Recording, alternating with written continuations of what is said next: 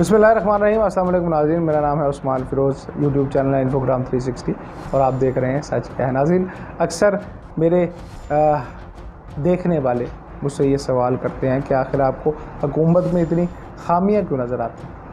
आप हुकूमत की वो खूबी भी बयान कर सकते हैं, लेकिन मैं हमेशा उनको ये कहता हूँ और हमेशा इस बात पे इसरार करता हूँ कि मामला तारीफ़ का नहीं, मोतरफ़ होने का नहीं, मामला सच दिखाने का, मसाइल से पर्दा उठाने का है, हक़ाइक़ से पर्दा उठाने का है, मसाइल के हल को तलाश करने का है।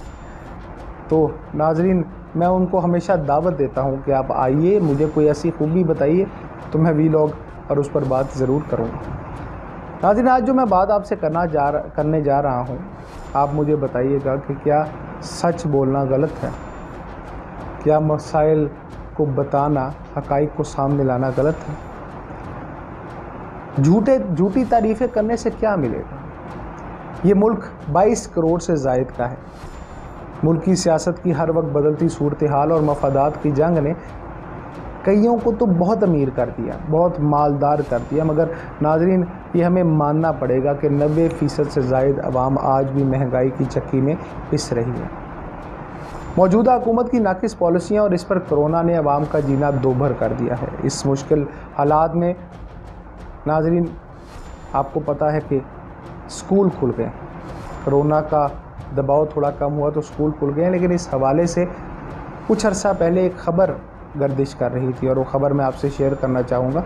वो ख़बर ये थी, जब मैंने देखी तो मुझे एक रिलीफ़ मिला, रिलीफ़ का झोंका सा लगा, लेकिन जब तक मैंने उस ख़बर को पूरी तरह नहीं पढ़ा। वो ख़बर थी नाज़रीन वज़ीर तालीम शफ़क़त महमूद साहब की, जिन्होंने मुल्क में कोरोना वायरस के केसेस में इजाफे की वजह से स्कूलों की बंदिश के दौरान फ़ीसों में 20% मुआफ़ी का ऐलान किया था।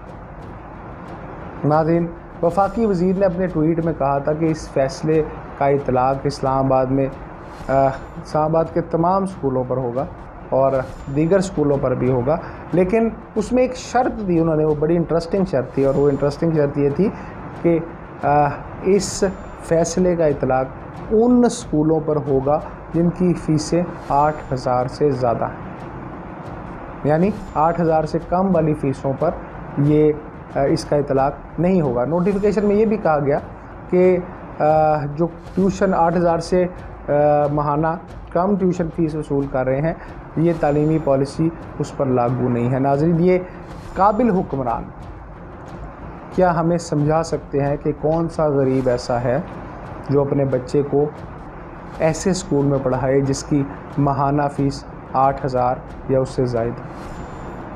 और अगर गरीब इस फ़ीस को दे ही नहीं सकता तो फिर नाज़रीन, ये रिलीफ़ किसके लिए है? मैं हक़ाइक़ को मद्देनज़र रखते हुए नाज़रीन दावे से कह सकता हूँ कि इस मुल्क में रहने वाले गरीब को तो गरीब तो एक जानिब, मिडिल क्लास भी एक बच्चे की 8,000 फ़ीस नहीं दे सकता।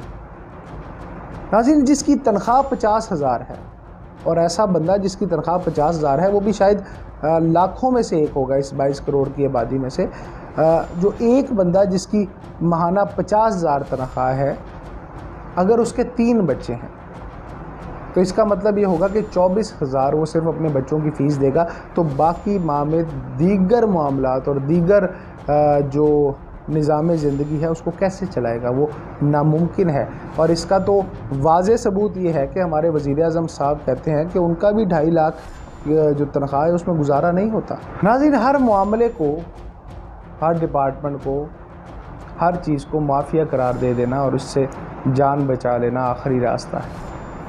इस रियासत मदीना के पास दावे हैं रियासत मदीना के और पता नहीं क्या क्या। अब तो बार बार कहना भी नाज़रीन तकलीफ़ देता है, क्या बात करें और क्या ना करें, क्योंकि इस बात का तो नाज़रीन अंदाज़ा ही नहीं है कि हमारे वज़ीर आज़म और इनके जो हमायती हैं वो कितनी देर में अपने ही बयान से बदल जाएं। और क्योंकि बदले भी इसलिए क्योंकि यू टर्न तो सवाब का काम है इस हुकूमत के लिए।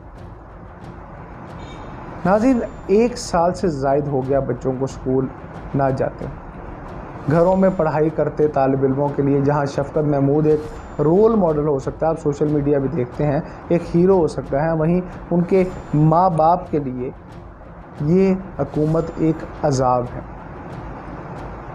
آپ کو یاد دلاتے ہیں کہ اسلام آباد ہائی کورٹ نے اس حوالے سے جو ہے وہ سماعت منظور کی، درخواست سماعت کے لیے منظور کی اور اس پہ فیصلہ بھی محفوظ کیا. لیکن دکھ کی بات تو یہ ہے کہ جو پرائیویٹ سکولز ہیں ان کو یہ بھی بہت ناگوار گزرا، کیونکہ ان کا ناظرین ماننا ہے کہ بھائی پڑھو نہ پڑھو فیس تو بہرحال آپ کو دینی پڑے. 14 اگست 1947 کو مارج وجود میں آنے والے پاکستان میں جہاں معیشت کی کمزوری اور کرپشن جیسے مسائل سب کو نظر آ رہے ہیں، وہیں تعلیم بھی ایک ایسا شعبہ ہے ناظرین جو ہمیشہ سے نظر انداز کیا گیا ہے.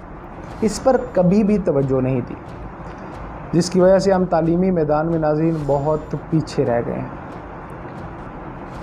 ہمارا ملک جس میں مطلب ایسے ممالک کی بات کر لیتے ہیں جہاں معیشت تباہ ہو چکی ہے، ان کا دفاعی بجٹ تو بہت اربوں میں ہوتا ہے مگر تعلیم کا بجٹ نہ ہونے کے برابر ہوتا ہے، اور یہی ان کی تباہی کی اصل وجہ بھی ہوتی ہے. اگر کوئی بھی ملک چاہتا ہے کہ وہ ترقی کرے تو ان کو چاہیے کہ وہ اپنی تعلیمی اداروں کو مضبوط کریں. آج تک جن قوموں نے ترقی کی تاریخ ہے وہ صرف علم کی بدولت کی. صرف علم حاصل کرنا ضروری نہیں بلکہ اس کا اطلاق بھی ضروری ہے.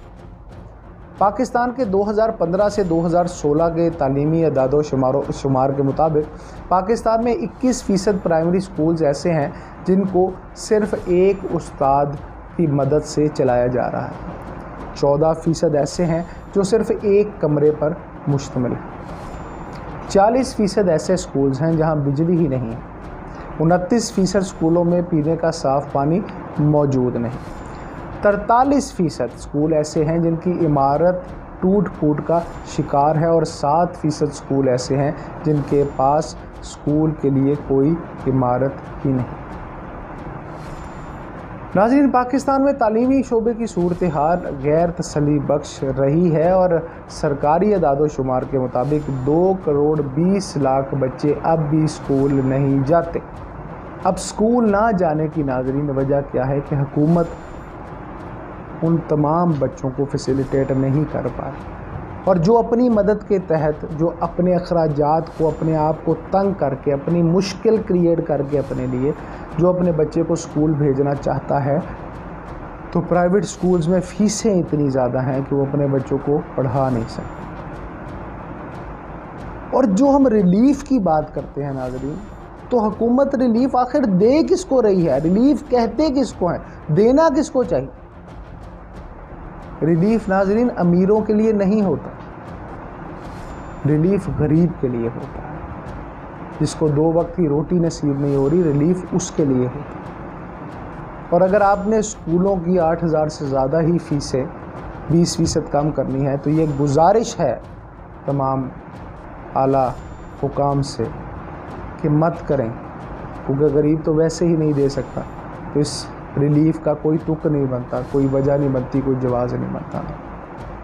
خدا را تعلیم ایک بہت اہم مسئلہ ہے، اس کو مذاق نہ سمجھیں، سوچئے سمجھیے کہ پاکستان آپ سے